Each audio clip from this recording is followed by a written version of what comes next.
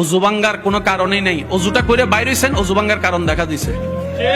কোন রকম কষ্ট করে নামাজে গেছেন, আল্লাহু আকবার, সারা দুনিয়া চিন্তা সব। ভাই বলেন বলেন বলেন বলেন বলেন।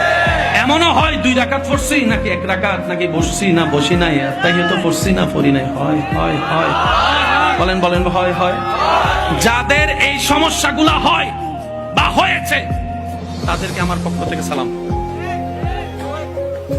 ওয়ালাইকুম সালাম বলেছে, মানে সালামের উত্তর দিছে আর কি আমার ভাই। জোরে বলেন, তাদেরকে আমার পক্ষ থেকে সালাম। কেন? এতদিন আপনারা এই বিষয়টা নিয়ে মন খারাপ করেছেন, কিন্তু মন খারাপ না, এটা খুশি হওয়ার বিষয়। শয়তান সে ঘরে হামলা করে যে ঘরে ঈমানের আলো আছে, ঈমানের আলো আছে। শয়তান আপনাকে জ্বালিয়েছে, তার মানে প্রমাণ এটাই হয়েছে আপনার ভিতরে এখনো ঈমান। আর একজন মুসলমানের জন্য ঈমানের চাইতে বড় দামি সম্পদ কিছু হতে পারে। শয়তান জীবনে কোনোদিন আবু জাহেলের ভুতাই নাই।